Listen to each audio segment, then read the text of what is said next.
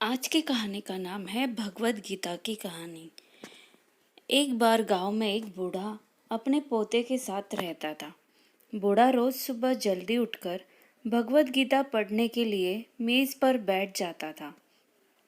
उनका पोता दादाजी का प्रशंसा करता रहता और अपने दादाजी जैसा बनना चाहता था। इसीलिए पोता दादाजी की तरह सब कुछ करने की कोशिश करता था। एक दिन पोता अपने दादाजी के पास गया और कहा, दादाजी, मैं आपकी तरह रोज मेज पर बैठकर भगवद गीता पढ़ता हूँ, लेकिन मैं इसे ज़्यादातर समझ नहीं पाता हूँ और जो कुछ भी मैं समझ पाता हूँ, किताबें बंद करने के साथ साथ मैं उसे भूल जाता हूँ। अगर मैं जो पढ़ता हूँ उसे भूल जाता हूँ तो भगवद गीता पढ़ने से मुझे क्या लाभ होता है। तब दादाजी एक कोयले की टोकरी पकड़े हुए थे। वह पोते की तरफ देखा और उसे कोयले की टोकरी देते हुए कहा, नदी पर जाओ और मेरे लिए एक टोकरी पानी लेकर आओ।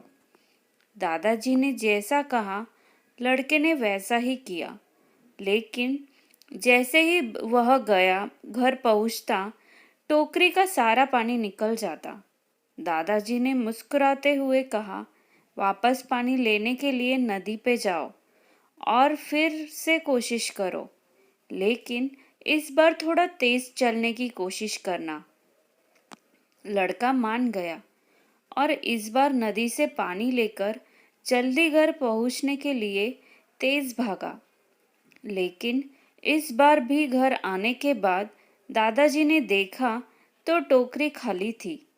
दादाजी ने पोते को फिर से कोशिश करने के लिए कहा, लेकिन हर बार रास्ते में टोकरी से पानी निकल जाता है और टोकरी खाली हो जाती है। लड़का थक गया और अपने दादाजी को कहा, दूर नदी से टोकरी में पानी लाना असंभव है। मैं आपके लिए पानी से भरी बाल्टी ले आ सकता हूँ। दादाजी ने उत्तर दिया, मुझे पानी की बाल्टी नहीं चाहिए। मैं चाहता हूँ तुम उस कोयले की टोकरी में से ही पानी हमारे लिए नदी से पानी लेकर आओ और कोशिश करो। लड़का जानता था कि यह असंभव है, लेकिन उसने अपने दादाजी की बात मानी और फिर से कोशिश की। इस बार लड़का जितनी जल्दी हो सके दौड़ा, लेकिन फिर से टोकरी खाली थी।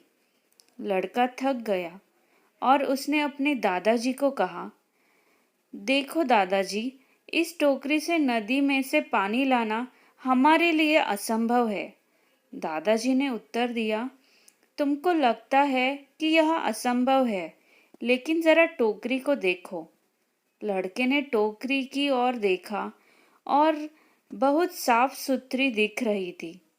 उसने देखा टोकरी से कोयले के सारे दाग हट गए हैं। अब कोयले की टोकरी अंदर और बाहर से साफ हो गई थी।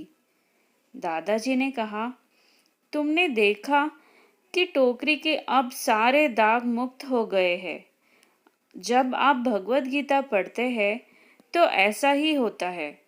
तुम जो पढ़ते हो उसे तुम समझ या याद नहीं रख सकते हो, लेकिन यह शब्द तुमको अंदर और बाहर से बिल्कुल बदल देंगे। हमें इस कहानी से यह सीख मिलती है कि भगवद गीता में जो कुछ भी लिखा है वो हमको अंदर और बाहर से मन की शांति मिलती है और हमारा मन साफ हो जाता है। आशा करती हूँ कि आज की कहानी आपको ज़रूर पसंद आई होगी।